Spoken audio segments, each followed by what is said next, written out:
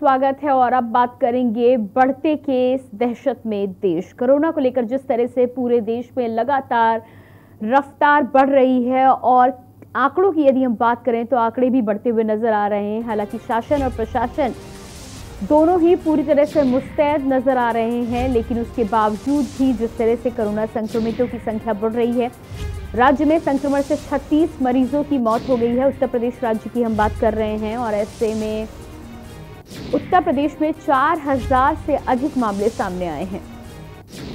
24 घंटे में 4000 से ज्यादा नए मामले। संक्रमण से अब तक प्रदेश में 31 लोगों की मौत हो चुकी है। राज्य में कोरोना संक्रमितों की कुल संख्या 6,25,923 बताई जा रही है। लखनऊ से जानकारी के अनुसार कोरोना संक्रमित मरीजों में लगातार इजाफा हो रहा है। 24 घंटे में 1129 लोग कोरोना संक्रमित हुए हैं। पिछले 24 घंटे में 8 लोगों की लखनऊ में राजधानी में मौत भी हो चुकी है। लखनऊ में कोरोना के सक्रिय लोगों की संख्या की यदि हम बात करें तो 6,283 संक्रमित अकेले लखनऊ में हैं। कानपुर की बात कर लेते हैं। 235 नए मामले कानपुर में सामने आए हैं। प्रयागराज में 397 नए मामले सामने आए।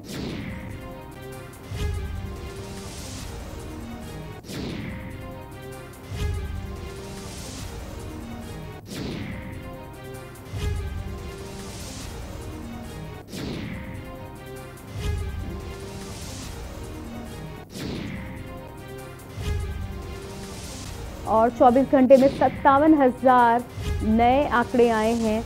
उत्तर प्रदेश की हम बात कर लें, चाहे मध्य प्रदेश की बात कर लें, दिल्ली में भी आंकड़ों की संख्या लगातार बढ़ रही है।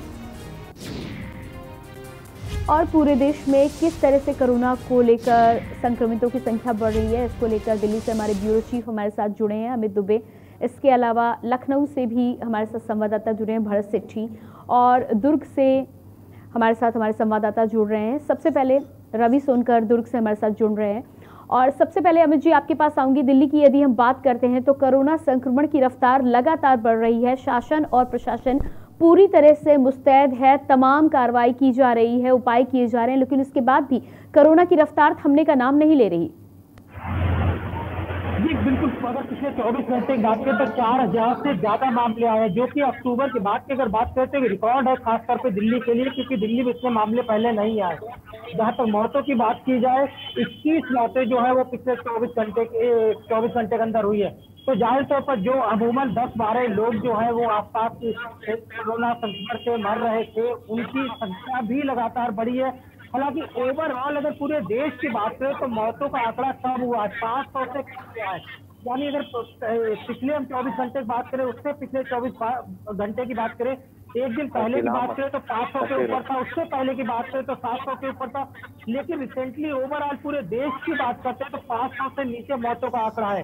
हालांकि जो संक्रमितों की संख्या है वो कहीं ज्यादा 1,03,000, जो अपने आप पे एक रिकॉर्ड है।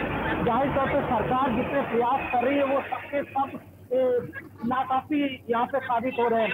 जिस जगह मैं खड़ा हूँ ये दिल्ली का आनंद विहार इलाका है, और आनंद विहार में जो आनंद विहार बस स्टैंड है उसका मेन गेट है ये, जहाँ पे मैं खड़ा हूँ। मेरे पीछे ये बोर्ड देखा जा सकता है, और यहाँ मैंने इसलिए और ये कैमरा लगाया है कि जो हमारे पीछे लोग निकलेंगे वो बाकायदा इस तरह से दिखाई देंगे कि किस तरह से मास्क जैसे मैंने लगा रखा है इस तरह से मास्क उन लोगों का लगा हुआ होगा। जो प्रॉपर वे में मास्क लगाते हैं वो नहीं होगा।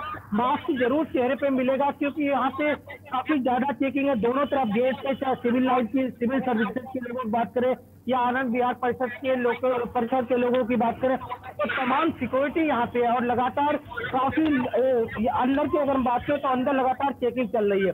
लोगों को चिन्हित किया जाता है, जिन लोगों पे भी जरा सा भी डाउट होता है, किसी को भी एंटीजन टेस्ट के जरिए यहाँ पे चेक किया जाता है, जिसकी कोई फीस नहीं होती, गवर्नमेंट की तरफ से फ्री है।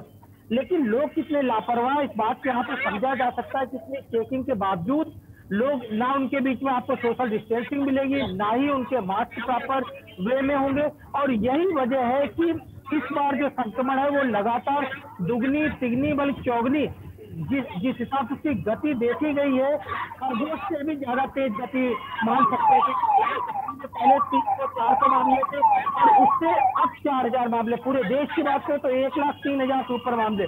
तो जाहिर तौर पर आंकड़े जरूर चौंकाते हैं। लोगों को एक बार समझना चाहिए कि किस तरह कोरोना फिर एक बार लोगों पे हावी हो रहा है और उसको किस तरह से एहतियात बरतनी होगी। जी भरत, आपके पास आऊंगी। जिस तरह से जानकारी अमित दुबे जी ने भी दी है कि किस तरह से लोगों की लापरवाही लगातार बढ़ रही है, क्या लग रहा है आपको कि क्या लोगों का डर पूरी तरह से खत्म हो चुका है? क्योंकि पिछली बार जब कोरोना आया था, जब मामला नया था, तब लोगों में बहुत सारी शंकाएं थी और डर भी था।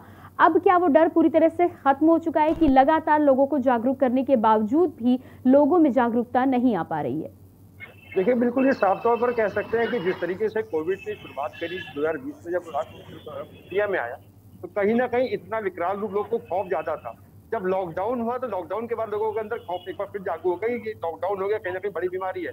लेकिन अब बात की जाए तो लोगों ने मास्क पहनने को लेकर थोड़ा सा लापरवाही जरूर बरती है।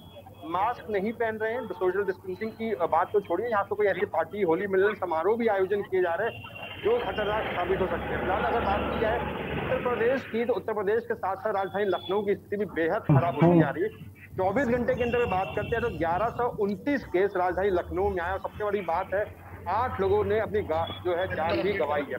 कहीं ना कहीं स्थिति बहुत गंभीर है। और लखनऊ की अगर बात करते हैं, पूरे कोविड काल में 1236 लोगों की डेथ हुई है।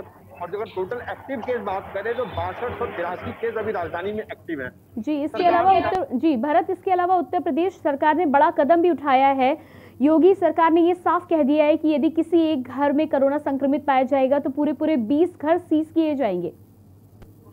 बिल्कुल, मैं आपको बता दूं कि प्रशासन का बहुत आदेश आया है, अगर एक कोविड पेशेंट मिलता है किस एरिया में तो उसके आसपास के जो लगभग 20 घर को सील किया जाएगा। अगर एक से अधिक पेशेंट निकलते हैं तो मान के 60 घरों को सील कर दिया जाएगा। अगर बहुमंजिलों की बात करें, अगर अपार्टमेंट की बात करें, अगर एक टावर में एक निकलता है पेशेंट कोविड पॉजिटिव, उसका रिजल्ट आता है तो पॉजिटिव आता है, तो उस पर्टिकुलर उस फ्लोर को सील किया जाएगा। अगर एक से अधिक लोग निकलते हैं उस बिल्डिंग में तो पूरी बिल्डिंग को सील कर दिया जाएगा। शासन अपनी तरफ से तमाम कवायद कर रहा है कि इस जो महामारी को रोका जा सके। काफी तरीके से बीमारी जो बढ़ रही है उसमें रोक लगाई जा सके, लेकिन जो लापरवाह जनता है वो कहीं ना कहीं खुद लापरवाही दिखा रही है, मास्क और सोशल डिस्टेंसिंग का पालन नहीं कर रही है। जिस तरह से स्थिति भयानक होती जा रही है, आने वाला समय जाहिर सी बात है जो स्थिति अभी दिख रही है आगे और खतरनाक हो सकती है। क्योंकि मार्च अप्रैल में 2020 में कोविड आया तो इतने केसेस नहीं थे, ये सितंबर के लास्ट में आसपास पहुंचे थे। लेकिन अब बात करें मार्च अप्रैल के शुरुआत में और मार्च के खत्म होते होते बहुत ही ज्यादा केसों में इजाफा हो रहा है। उत्तर प्रदेश में अगर बात करते हैं तो अभी जो टोटल एक्टिव केस है 19,738 केस अभी एक्टिव है। स्थिति बहुत ही गंभीर है। अगर जनता नहीं समझेगी तो आने वाला जो दिन है काफी खतरनाक होगा। प्रशासन लगातार मुस्तैद है, बड़े बड़े ऑफिस में और कार्रवाई भी करी। शॉपिंग मॉल को भी सील किया गया, इसके प्रफुल्ल त्रिपाठी द्वारा फन मॉल को, कई ऐसे बाजार प्रतिष्ठानों को सील किया गया। लेकिन उसके बावजूद भी जो जनता है वो मान नहीं रही है, कोविड के नियमों का उल्लंघन लगातार कर रही है। जी बिल्कुल। इसके अलावा हमारे साथ मध्य प्रदेश से स्टेट हेड अवधेश चंद्रवंशी भी जुड़ चुके हैं। जी अवधेश जी, मध्य प्रदेश की यदि बात की जाए तो मध्य प्रदेश में भी आंकड़े अभी भी लगातार बढ़ रहे हैं। सरकार ने हालांकि तमाम प्रयास किए हैं, तमाम अभियान चलाए हैं, लेकिन उसके बाद भी स्थिति जस की तस बनी हुई है। जी बिल्कुल, मध्य प्रदेश में ये देखने को मिल रहा है कि जितना प्रशासन सख्ती दिखा रहा है उतने ही अधिक मामले जो है मध्य प्रदेश में बढ़ते जा रहे हैं। वहीं रविवार की बात करें तो रविवार का दिन जो है लॉकडाउन भरा रहता है, लेकिन अब तक मध्य प्रदेश में सबसे ज्यादा आंकड़े रविवार के दिन सामने आए हैं। वहीं हम बात करें तो पिछले 24 घंटे में कुल 2178 नए मामले यहाँ पर सामने आए हैं। और सबसे बड़ी चिंता की बात यह है कि संक्रमण दर जो है वो यहाँ पर 11% हो चुका है। जहाँ इंदौर में 737 मामले आए, भोपाल में 526 मामले आए और वहीं जबलपुर में 224 जो है नए मामले सामने आए हैं। तो ये तमाम वो नए मामले हैं जिनके आने के बाद सरकार की चिंताएं जो है दिन प्रतिदिन यहाँ पर बढ़ती जा रही है। और मध्य प्रदेश में हालांकि बात करें तो सख्ती दिखाई जा रही है। संक्रमण को रोकने के लिए नाइट कर्फ्यू किया गया है, रविवार को लॉकडाउन लगाया गया है। लेकिन इन सब के बावजूद जो पिछले समय हमने बेख्याली रखी है उसका खामियाजा अब हमें जाकर के आज भुगतना पड़ रहा है और बड़े आंकड़ों के रूप में यह सामने आ रहा है। अगर हम बात करें तो हमारे जितने भी पड़ोसी राज्य हैं, महाराष्ट्र हो, या छत्तीसगढ़ हो, इन दोनों के भी आंकड़े काफी ज्यादा हैं, जिसके चलते इन दोनों राज्यों से आने जाने पर भी पाबंदी लगा दी गई है। आगामी 15 अप्रैल तक यहाँ के लोग ना मध्य प्रदेश में बिना किसी RT-PCR टेस्ट के बिना यहाँ पर, यानी कि 24 घंटे में जब उनके पास कोविड नेगेटिव टेस्ट होगा तभी वो यहाँ पर आ सकेंगे, अन्यथा जो है मध्य प्रदेश की सीमाओं में प्रवेश नहीं कर सकेंगे। जी, इसके अलावा जी अवधेश जी आपके पास वापस लौट कर आएंगे। दुर्ग से हमारे साथ रवि सोनकर भी जुड़े हुए हैं। रवि, यदि दुर्ग की बात करें, छत्तीसगढ़ की बात करें, तो वहां की क्या स्थिति तो खतरनाक ही बनी हुई है। क्या कुछ सरकार की रणनीति है अब इसे काबू में करने के लिए? जी, अगर पूरे दुर्ग जिले की बात करें तो कल तक के जो आंकड़े जो आए थे, तो कल के आंकड़े लगभग 995 कोरोना पॉजिटिव संक्रमित यहाँ पे दुर्ग जिले के अंतर्गत पाए गए थे। और स्वास्थ्य विभाग की अगर बात करें तो स्वास्थ्य विभाग द्वारा लगातार RT-PCR टेस्ट किए जा रहे हैं और मुफ्त में, और इसमें यह किया जा रहा है कि जितने भी लोगों को आम लोगों के प्रति यह जागरूकता फैलाई जा रही है कहीं ना कहीं, कि वह अगर सर्दी खांसी बुखार जैसे लक्षण अगर नजर आते हैं तो तुरंत अपना कोविड टेस्ट कराएं, जिससे कि उन्हें सही समय पे सही उपचार उन्हें मिल सके। इस वजह से स्वास्थ्य विभाग द्वारा यहाँ पे दुर्ग जिले में टेस्टों की संख्या लगातार वृद्धि की हुई है। जैसे कल अगर पूरे प्रदेश की बात करें तो 29,975 टेस्ट यहाँ पे कल स्वास्थ्य विभाग द्वारा पूरे छत्तीसगढ़ प्रदेश में किए हैं। और वहीं अगर कोविड पॉजिटिव की कल बात करें तो 5,250 कोविड पॉजिटिव कल यहाँ पूरे छत्तीसगढ़ प्रदेश में पाए गए हैं।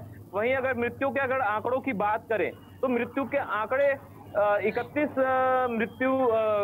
लोगों की कल कोविड की वजह से मृत्यु हो गई है। और वहीं 2947 लोग कल कोविड से डिस्चार्ज हुए हैं। जी अमित जी, आपसे बात करना चाहूंगी, कोविड को लेकर जिस तरह के आंकड़े सामने आ रहे हैं, क्या यदि ये इसी तरह बढ़ा तो लॉकडाउन की तैयारी हो सकती है? जी अमित जी, आपसे सवाल है मेरा, दिल्ली में जिस तरह से आंकड़े बढ़ रहे हैं, यदि इसी तरह बढ़ते हुए तो क्या लॉकडाउन की तैयारी हो सकती है?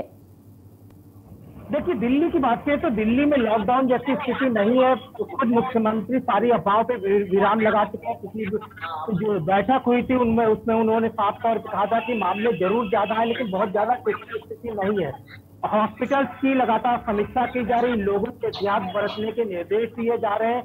कुछ चीजें हैं जो सरकार कर रही है, लोगों को सावधान करने की जरूरत है, उसके लिए सरकार लगातार प्रयास कर रही है। और जहां जहां सरकारी महकमा जो सावधानी बरतने के लिए लोगों को विवश कर सकता है, उस तरह चीजें जो है वो सामने निकल के आने लगी है। लेकिन दूसरी बड़ी चीज की जो लॉकडाउन वाली स्थिति है वो दिल्ली में पहले ही साफ कर चुके हैं। हालांकि जो स्कूलों की स्थिति है वो अभी भी सारे स्कूल बंद है और आगे भी अगले आदेश तक जो है वो दिल्ली में स्कूल बंद रहेंगे। दूसरी बड़ी चीज कि लोगों से ये भी कहा जा रहा है कि ज्यादा से ज्यादा टेस्टिंग, दिल्ली में अगर टेस्टिंग की बात करें तो 70 से 80 हजार टेस्टिंग लगभग डेली हो रही है। तो जाहिर तौर पर इससे भी अंदाजा लगाया जा सकता है कि सरकार लगातार ज्यादा से ज्यादा टेस्टिंग को बढ़ावा दे रही है और ज्यादा से ज्यादा लोगों को वैक्सीनेशन के लिए भी बाकायदा दिल्ली सरकार लगातार ऐड कर रही है। जो लोग 45+ है वो अपने आप को वैक्सीनेट कराए, इसके लिए भी लोगों को जागरूक किया जा रहा है।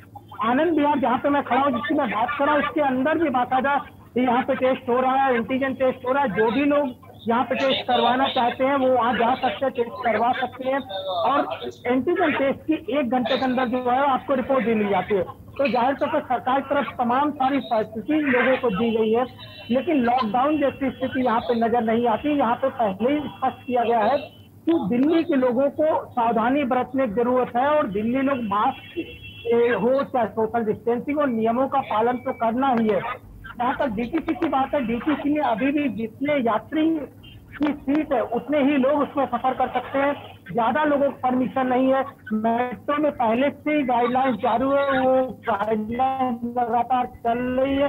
तो जहाँ जहाँ गाइडलाइंस जरूरत है सरकार की तरफ गाइडलाइंस जारी कर दी गई। केंद्र सरकार की तरफ जो गाइडलाइंस जारी की गई, दिल्ली सरकार उनका लोगों से पालन करवाने के लिए लगातार अपील कर रही है। और खुद दिल्ली सरकार साफ तौर पे जो केंद्रीय गाइडलाइंस है उसका पालन दिल्ली सरकार करेगी। जी अवधेश, मध्य प्रदेश की यदि हम बात करते हैं तो रविवार को तो लॉकडाउन वहां पर है, लेकिन उसके बाद भी जैसा कि आपने बताया कि स्थिति अभी भी काबू में नहीं है। क्या इस लॉकडाउन को बढ़ाया जा सकता है? आगे के दिनों में भी, यानी कि जो वीकडेज होते हैं उनमें भी क्या इजाफा किया जा सकता है यदि स्थिति अभी भी ना संभले तो?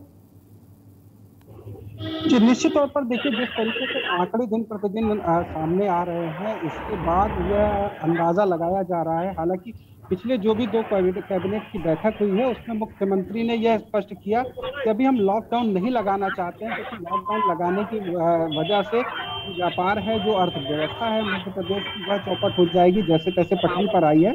तो वह फिलहाल अभी तो यही निवेदन कर रहे हैं कि आप जो है मास्क लगाइए और कोविड प्रोटोकॉल का पालन करिए, जिसकी वजह से अभी अस्थायी तौर पर कोई लॉकडाउन ना लगाना पड़े। लेकिन रविवार के अलावा भी जैसे प्रदेश शहरों की बात करें तो पूरे मध्य प्रदेश में केवल 5 शहर ऐसे हैं जहां पर 10 से कम मामले, के अलावा सभी जिलों में जो है 10 से अधिक मामले आए हैं। जिसके बाद अब यह शहर जहां पर 20 से अधिक मामले दिन प्रतिदिन, उन शहरों में अस्थायी तौर पर कुछ दिनों प्रतिबंध लगाया जा सकता है। हालांकि यहाँ की हम बात, रेस्टोरेंट बंद कर दिए गए हैं, रेस्टोरेंट पर अब किसी तरीके का कोई सामूहिक कार्यक्रम, परिसर में कोई कार्यक्रम आयोजन नहीं किया।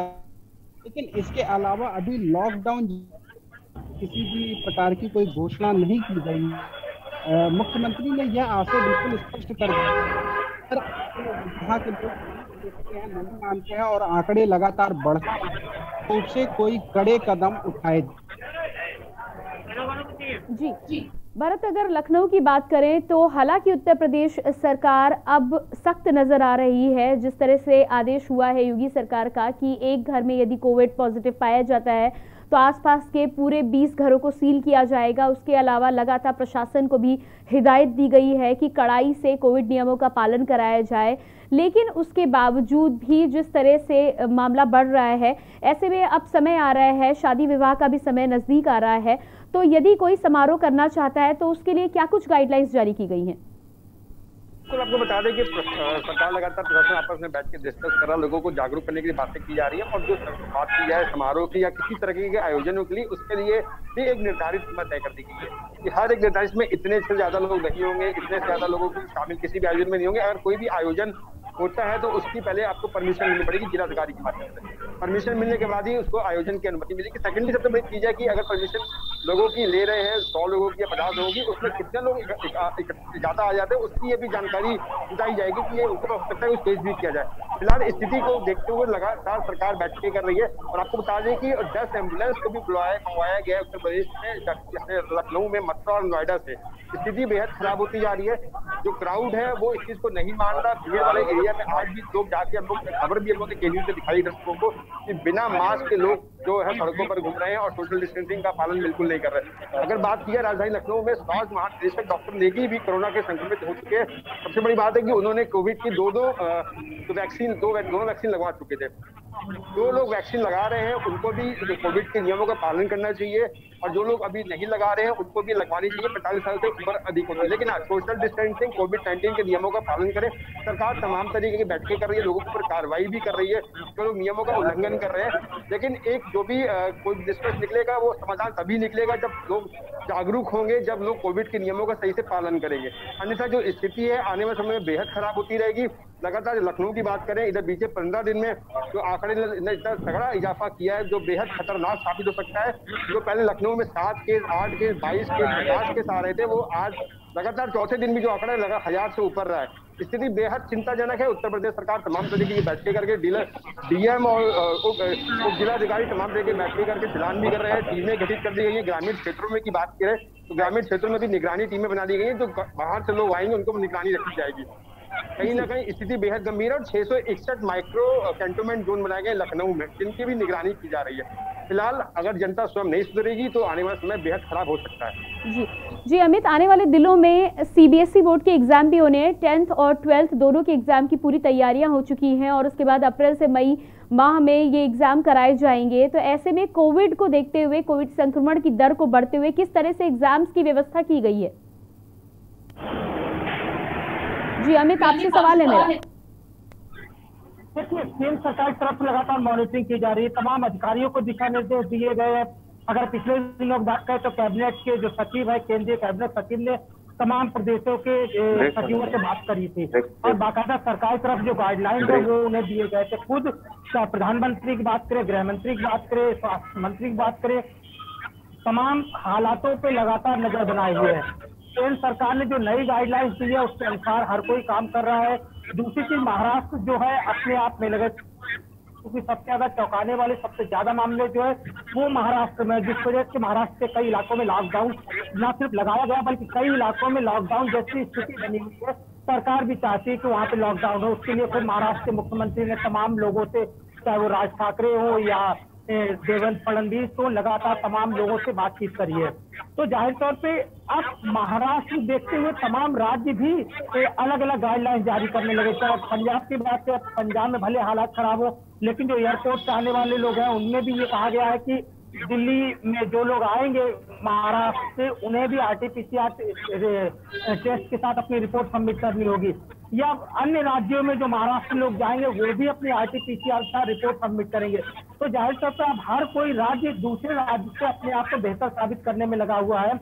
हर एक को केंद्र सरकार की गाइडलाइंस का इंतजार है, जिसका जैसे जैसे केंद्र सरकार की गाइडलाइंस जारी हो रही है हर कोई इसका पालन कर रहा है। दूसरा, वैक्सीनेशन क्योंकि प्रक्रिया स्टार्ट हो चुकी है लेकिन जो टारगेट खासकर केंद्र सरकार का वो पूरा होगा ये अभी के हालात देखते हुए संभव नहीं लगता। और यही बड़ी वजह थी कि पिछले दिनों खुद प्रधानमंत्री ने वैक्सीनेशन को लेकर जोर दिया और मास्क और सैनिटाइजर को लेकर भी कि किस हमारे लिए इम्पोर्टेंट है। तो अब अलग अलग जो प्रदेश है वो अपनी अपनी जगह के हालात पे नजर बनाए हुए हैं, न सिर्फ नजर बनाए हुए बल्कि अपने अनुसार रूल्स भी तैयार किए गए। दिल्ली का अगर हम पास में गाजियाबाद की बात करें तो गाजियाबाद में जो मॉल्स है उन मॉल्स में प्रवेश करने के लिए आपको टोकन की जरूरत पड़ेगी। डीएम ने वहाँ पे सख्त नियम लागू किए हैं कि कोई भी जो है वो बड़े ग्रुपों में वहाँ पे नहीं टहल सकता।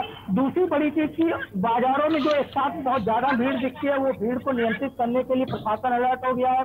तीसरी बड़ी चीज जिसकी मैं बता रहा था, जिन मॉल्स में भीड़ हो रही थी बाहर ही टोकन सिस्टम किया गया, पहले टोकन लेके उसके बाद ही आप अंदर जा सकते हैं। नोएडा में भी यही स्थिति है। तो हर कोई अपने जिले को कंट्रोल करने के लिए डीएम के पास स्पेशल पावर है। यहाँ तक कि थाना अध्यक्ष को भी पावर दी गई थी कोरोना काल के दौरान। तो हर कोई यहाँ पर अपने पावर का इस्तेमाल कर रहा है। न सिर्फ इस्तेमाल कर रहा है बल्कि ये भी कि कैसे जिले को कोरोना संक्रमण से बचाया जाए इसके लिए प्रयास लगातार किए जा रहे हैं, चाहे वो नोएडा की बात करें, गाजियाबाद की बात करें या दिल्ली की बात करें।